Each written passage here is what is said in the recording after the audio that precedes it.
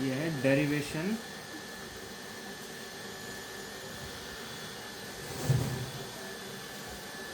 एक centripetal acceleration करी थी,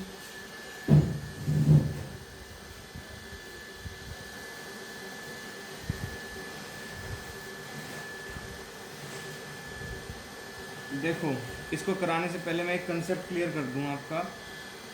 आपने ये पढ़ा था ना कि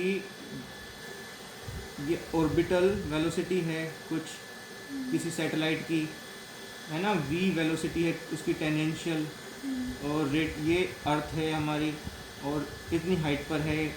तो इसको कौन मूव करा रही है, M V square upon R हमने क्या लिखा था, ग्रेविटेशनल फोर्स के इक्वल कर दिया था, G M M upon R square.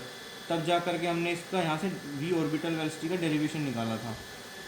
ये सेंट्रीपिटल फोर्स इक्वल करी थी ग्रेविटेशनल फोर्स के। अब आप एक बात बताओ, ग्रेविटेशनल फोर्स तो ऐसे है ना, और हमने उस टाइम पे मैंने आपको बताया था कि सेंट्रीपिटल फोर्स ऐसे लगती है, जबकि ये जो लगती है ना आउटवर्ड, ये सेंट्रीपिटल नहीं होती, ये सेंट्रीफ्यूगल होती है, सेंट्रीफ्यूगल फोर्स।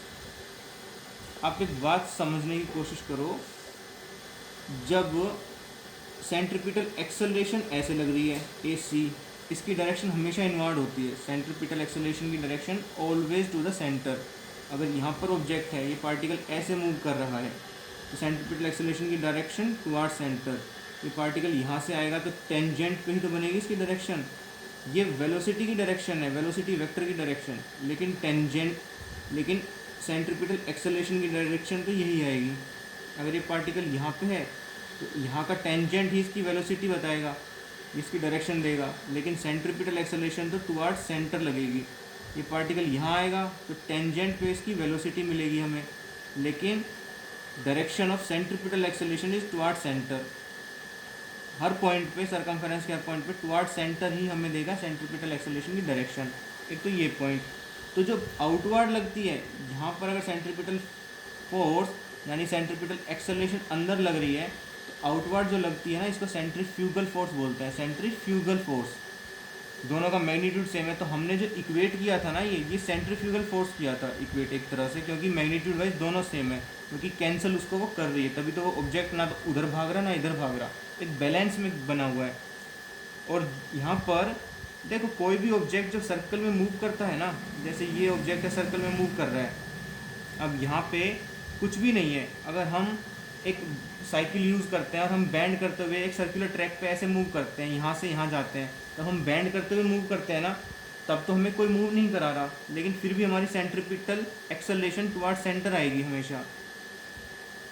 अगर इस केस में इस ऑब्जेक्ट को ग्रेविटेशनल फोर्स अगर मूव करा रही है, यहाँ से यहाँ ऐसे सर्कल में मूव करा रही है ग्रेविटेशनल फोर्स, इसका मतलब जो सेंट्रीपिटल एक्सेलरेशन और सेंट्रीपिटल फोर्स जो है ना, वो ग्रेविटेशनल फोर्स से आ रही है।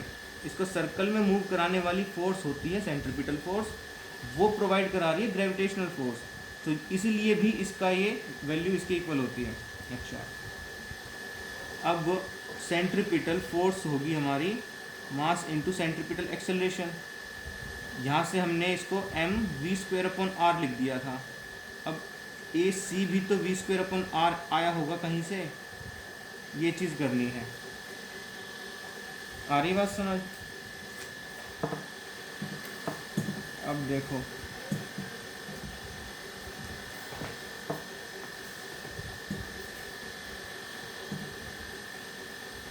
ये एक सर्कल ले लेते हैं, यहाँ से ये इसकी tangential velocity v1, vector v1, point ले लेते हैं P, ये पॉइंट A, यानी कि वेलोसिटी वेक्टर v वेक्टर का मैग्नीट्यूड हम शो कर रहे हैं P और A की लेंथ से, यानी PA वेक्टर की मैग्नीट्यूड वेलोसिटी वेक्टर का मैग्नीट्यूड के बराबर है, या सिंपली इसको v बोल सकते हैं v1, या सिंपली इसको PA बोल सकते हैं, क्योंकि ये मैग्नीट्यूड है। अच्छा, दूसरा हम किसी एंगल थीटा पर ले लेते हैं, यहाँ से यहाँ तक इसको मान लिए चेंज इन थीटा हुआ है कुछ डेल्टा थीटा पर, ये वेलोसिटी क्या है v2, इसके टेंजेंशियली ही बनेगी इसकी डायरेक्शन, ठीक है, यहाँ पे इसके टेंजेंशियली ये है v2 वेक्टर, इसको पॉइंट को मान लेते हैं Q और इस पॉइंट को मान लेते हैं B। तो यहाँ से यहाँ तक इस एरो की लेंथ उतनी ही होगी जितनी इसकी लेंथ है, क्योंकि मैग्नीट्यूड तो सेम ही रहेगा यहाँ से यहाँ तक। तो V2 वेक्टर का मैग्नीट्यूड बराबर QB वेक्टर का मैग्नीट्यूड बराबर V2 बराबर QB। ये चीज़ सिंपल है। अब इसको दोबारा से रीड्रॉ करते हैं।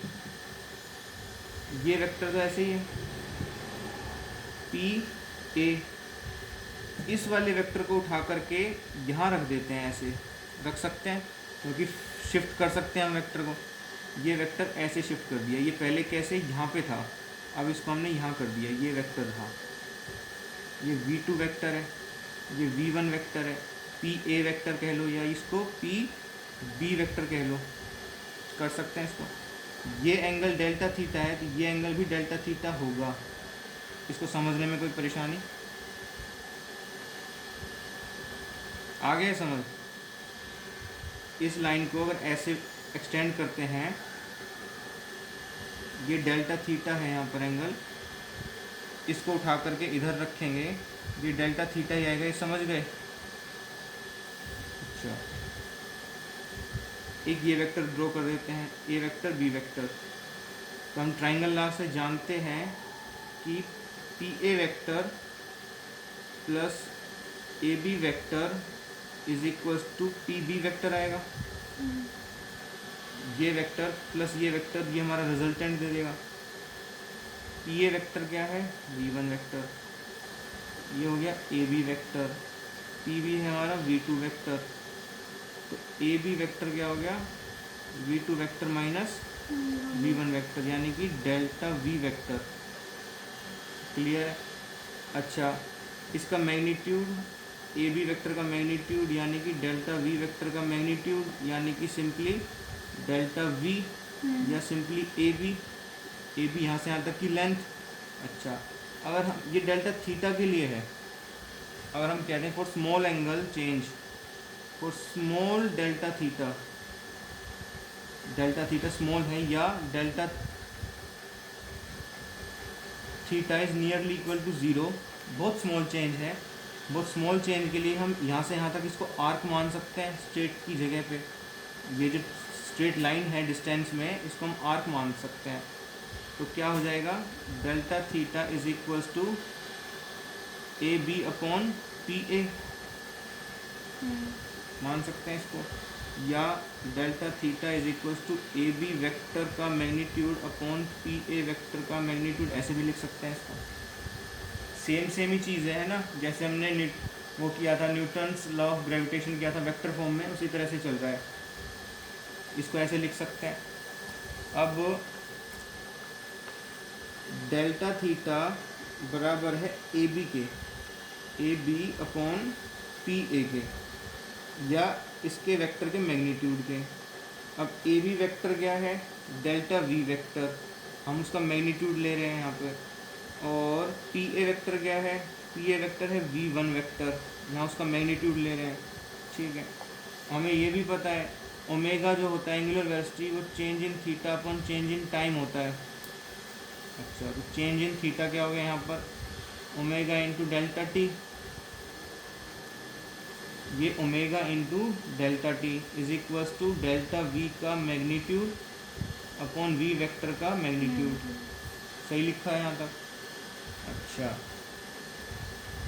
अब ओमेगा इंटू V1 वेक्टर का magnitude is equals to delta V vector upon delta T, इसका मैग्नीट्यूड। इसको ऐसे लिख सकते हैं, ये हो गया V हमारा, ये हो गया ओमेगा हमारा, ये हो गया हमारा सेंट्रीपिटल एक्सेलरेशन।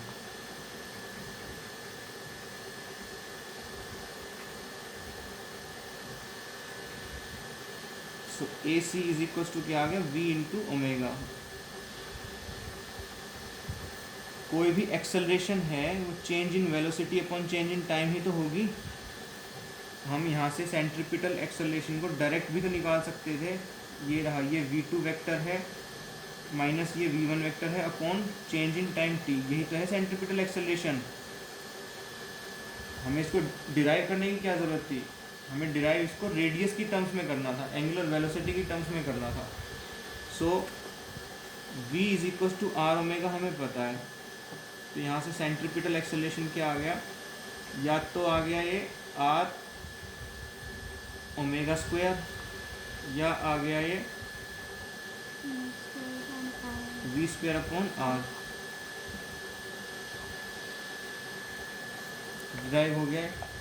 अब सेंट्रीपिटल एक्सेलरेशन अगर वी स्क्वायर अपॉन आर है तो मास से मल्टीप्लाई कर देंगे, तो सेंट्रीपिटल फोर्स हमें दे देगा M V square upon R, वो उसका रेडियस, ये इसकी टेंजेंशियल वेलोसिटी। यहाँ से ये सेंट्रीपिटल फोर्स का हमारा डेरिवेशन आ गया, ये सेंट्रीपिटल एक्सेलरेशन का डेरिवेशन आ गया। क्लियर है पॉइंट?